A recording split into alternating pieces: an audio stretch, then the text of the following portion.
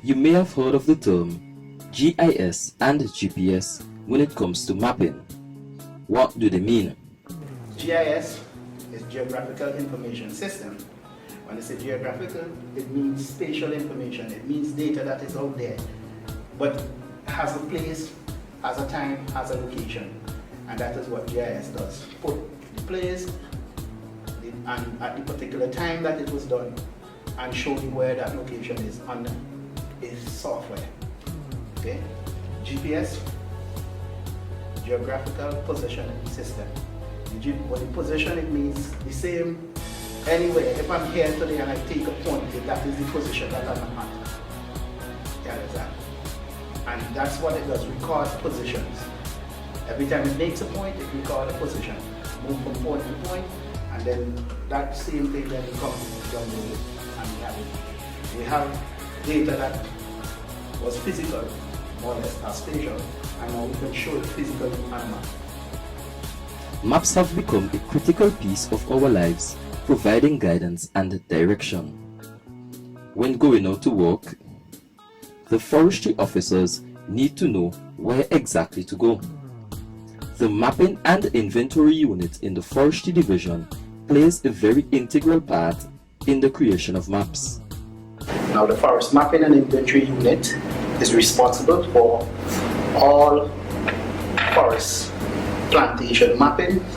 We also map fire events that happens at our bushfire events that happen in St. Vincent. Sometime in the Grenadines, if we have the opportunity to go there when these things occur. Like the name say, forest mapping. So therefore, this is the GIS part of that forest mapping that I'm presently sitting on in front of my computer is doing. If you look behind me, the screen is up with a satellite image. We use satellite imagery to do some of our mapping. We use, if you look on the table here, we have some instruments, which is some GPS that we go out into the field, take the coordinates, those coordinate points, come back into the office, download them on our system, and then we do the GIS part of it. The GPS is what we call remote sensing. We go out in the field, take those coordinates, that is remote. It's away from the office itself. So when you come back in and put it into the system, each of these points has coordinates on top of them. And by doing this now, we can just come into the office and from point to point create a map of this area, and it will tell us, the GIS system will tell us without having to be in the field and wondering how much acres it is. The GIS system will give us the acreage of that particular plantation. To do the construction of maps in these modern times, a number of sophisticated devices are utilized by the mapping and inventory unit. However, this has not always been the case. Back then, we used to use train and compass, just something like surveying. That is what we used to do to get our things done, and we used to draw them out on maps on piece of paper rather than putting them in a computer system. As you can see, you need a computer. It may not be that big, this big screen, but big screen helps to get to do the mapping process properly. We have a plotter that when you want maps, it can actually create those maps on the walls that you can see, which is the topographic maps and so forth. So it's big enough to create topographic maps. So if you have it here, we can print it off of the system. We also have map cabinets that when we create maps, we file them into the cabinets. Oh, you also need the software. The software being ArcMap, but then there's other software like QGIS and all these other software that out there that you can use to create your own map. A key piece of equipment used to do inventory is the light board. This is how it would look when it's finished, the finished product. Then this would now be carried into our field, and we'll be guided by this information that we use from the map. Get into the plantation and use this as our sole guide as to how we are going to proceed with the techniques in the inventory of our plantations. When we get into the field, this would be our guide, which is our compass. You will have a clinometer as well.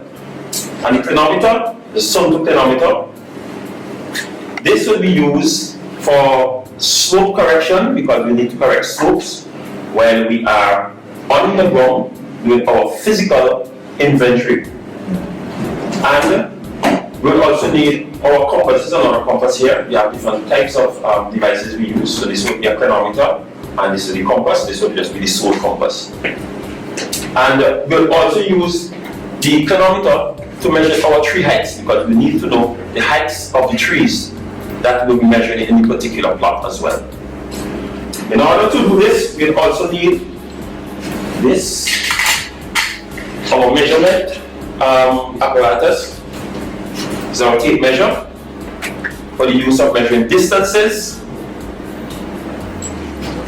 as well, and for us to calculate our slope correction, and also to calculate the plots and plot sizes. Geospatial technology such as GIS and satellite imagery are fundamental in analyzing, assessing, and management of the forest and makes life for the forestry officers a lot easier. Well, forest officers normally run into areas where they're deforested areas, and to get an acreage, sometimes they come and they guess how big the area is. With GIS and GPS, because first you have to go out and GPS the area, and then when you come back in, you could always download the system, like I said before, and then you can give you the actual size of that particular area. So that's one of the problems that they run into. Other problems is that you have trails to map. They have trails, but they were never mapped. So now we can go and actually GPS the trail and map it and put it on this map to show exactly what that trail is. You understand? First time you used to have officers who knew the areas, but they retired. And the other officers who came on to go in that area don't know where that area is. With GIS now, we could map the area and show them exactly where these plantations are and how they can actually get to them. Within the GIS data, like I said, you can always put in the type of species that is planted in those plantations.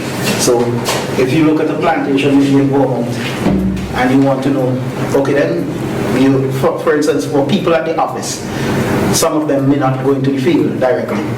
So they might want to know what species is planted within a particular plantation. Because we have mapped it and record the species that is in that plantation, they could always come to the GIS unit and we'll open up the system and actually show the type of species in there, whether it's blue maho, whether it's pine, or it is whatever it is, heliconia, whatever the case may be. That will be the way the process is going.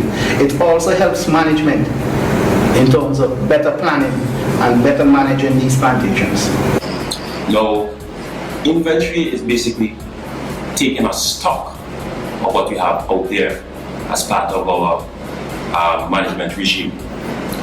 We need to know where things are and how much of it is in that particular area. By doing so, we'll be able to go out and assess them and critically analyze these things and actually put them in a format in which we could have them qualitatively and quantitatively analyzed. So mapping is actually the first part of what we do.